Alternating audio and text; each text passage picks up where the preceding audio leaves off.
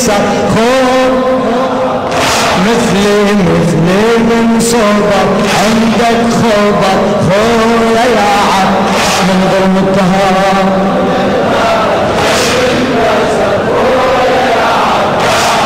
مثلي من صبر عندك خبر خويا زغري ويتماني زغري ويتماني وبفضلك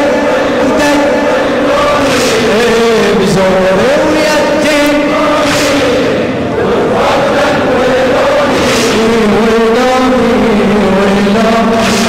من عمري قضى بالنوح غير الحزن شتذكر وانسى يا ألم خويا وانسى يا ألم خويا وبيا يا جريح أثر وبيا يا جريح أثر. أعزائي المشاهدين، نلتقي وأحد كبار السن في قرية زراباد، ونقف الآن إلى جوار هذه الشجرة المباركة التي تبكي الحسين دما عبيطا يوم 10 من المحرم. أعزائي المشاهدين، يسر مكتبة الرسول الأعظم المرئية أن تلتقي واسمه مبارك شماه. بسم الله الرحمن الرحيم. بمسجد غدير حسيني.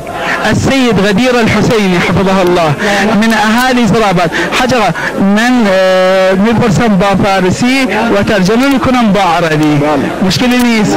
خب میخواهم یکم از تاریخچه این منطقه، اول این منطقه زراباد و این امامزاده و این درخت. سألت عن تاريخ هذه المنطقة وعن السيد الإمام زاد السيد علي أصغر ابن الإمام موسى بن جعفر وعن هذه الشجرة. اینجا منطقه زردشت نشین و یهود نشین بوده قبل از اسلام. این باغ اونها تأسیس کردن. اینجا باغ بوده، باغ بزرگی بوده. الان هم به زبان محلی میگن پلا باغ، یعنی بزرگ باغ، باغ بزرگ بوده. يقول السيد الحسيني حفظه الله هذه المنطقة كان يسكنها اليهود وعبادي النار الذين يعبدون النار، وكانت فيها حديقة كبيرة تسمى اسم باغ پلا باغ بلا باغ، اسمها بالفارسي بلا باغ. بفرمایید. بله. و این باغ اینجا بوده قبل از اینی که حضرت ابا عبدالله شهید بشه. این باغ بوده در اینجا. وقتی ایشان شهید میشوند مرغ‌های پرواز میکنن، خونالود میکنن. یکی یا دو تا مرغ‌ها میان سر همین درخت‌ها و این درخت چنار اینجا که میان و از کنن پربالشان خونین میکنن. ترجمة منكم بس.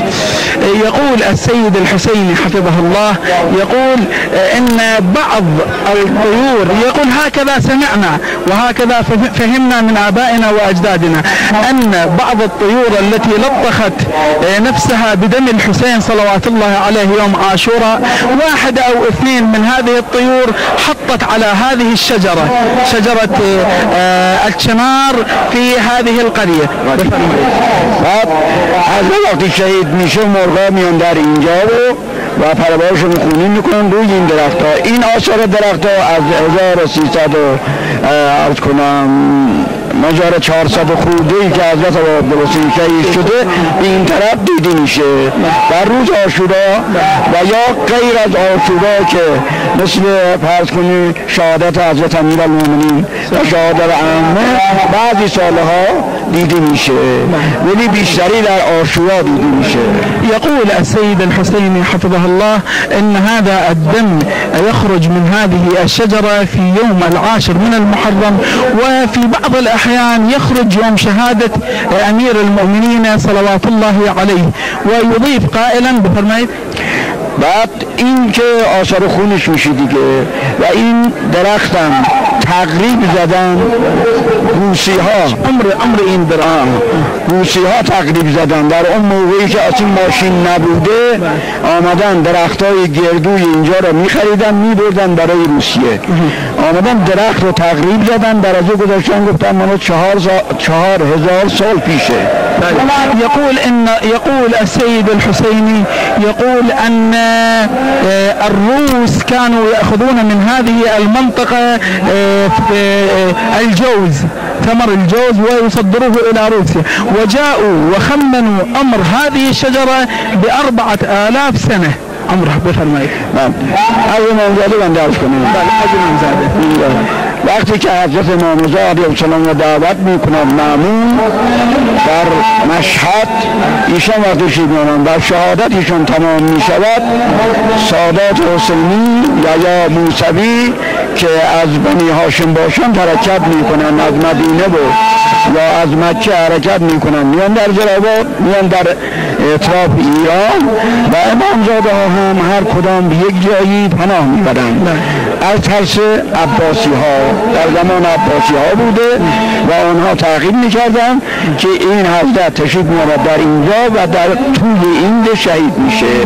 يقول السيد الحسيني ان ذرية رسول الله وذرية الامام موسى بن جعفر على وجه الخصوص لقد لاقوا الامرين من الدولة العباسية من طغاة بني العباس لعنة الله عليهم وهذا السيد الجليل من جملة اولئك الذين لاقوا الامرين على يد العباسيين وقد استشهد في هذه المنطقة وقبره الى جوار هذه الشجرة لا يفصل بيننا وبين قبره الا امتار عديدة.